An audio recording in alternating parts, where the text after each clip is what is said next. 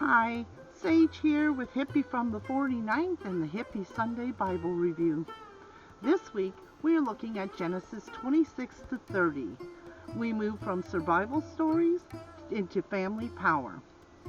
Where blessings are traded, power is manipulated, and faith starts to look a lot like strategy. Let's go.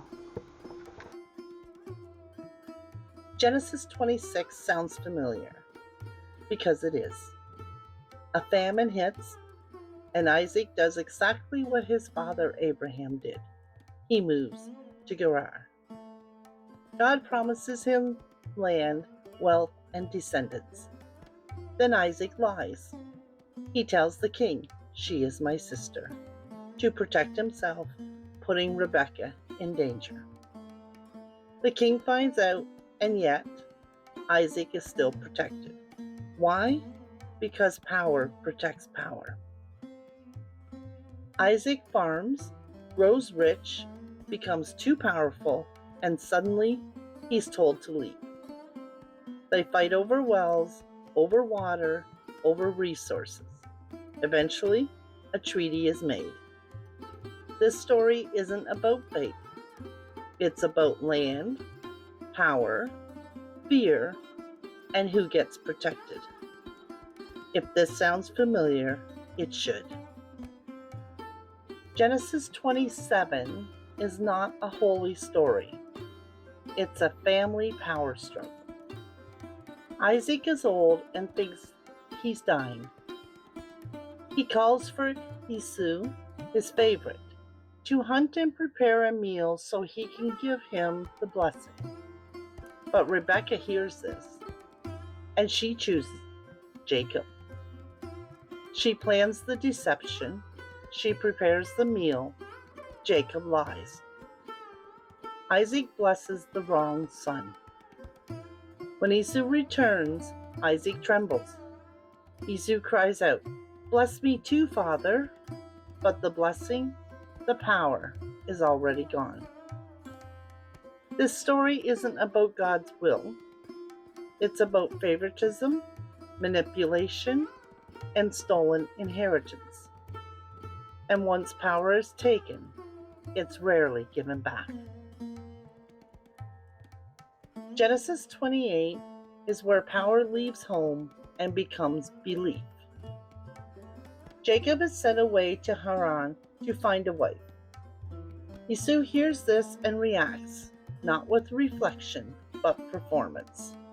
He takes another wife to please his father, choosing lineage over love. Jacob, alone and in exile, stops for the night in Bethel. He dreams of a stairway between heaven and earth. Angels move up and down. God watches from above and repeats the promise: land, descendants, dominance. This isn't about a ladder to heaven. It's about claiming land as divine right. Faith is no longer personal, it's political. If you're still with me this far, please hit the like button and subscribe if you haven't already. It means so much and helps to get our content in front of more viewers. Genesis 29 shows us love turning into labor. Jacob arrives in the land of the eastern people. He meets Rachel, a shepherdess. He agrees to work 7 years to marry her. But on the wedding night, Laban deceives him. Leah, the older daughter, is sent in Rachel's place. To get Rachel, Jacob agrees to work 7 more years and takes both sisters as wives. Then the real tragedy unfolds. Women become vessels for legacy. Sisters compete through childbirth.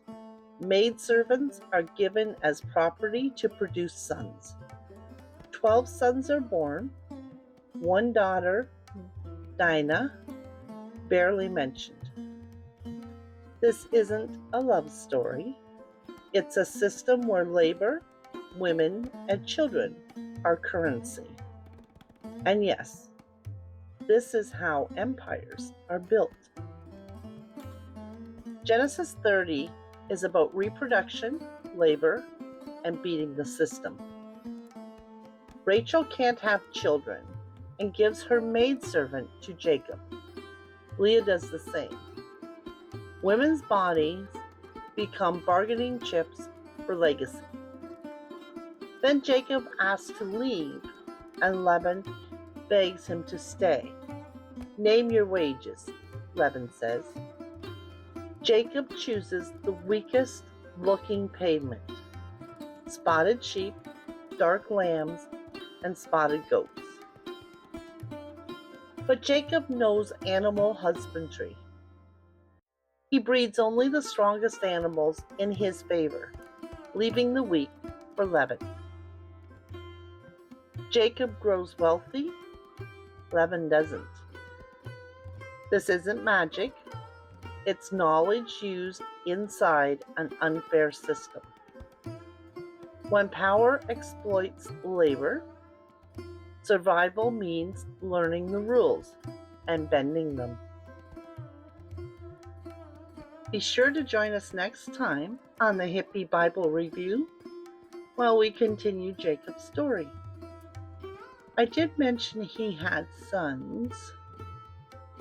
His sons were Reuben, Simon, Levi, Judah, Dan, Naphtali, Gad, Asher, Issachar, Zebulun, and Joseph. Could almost put that to music. Sound familiar? Till next week, be kind, stay groovy, peace and love, y'all.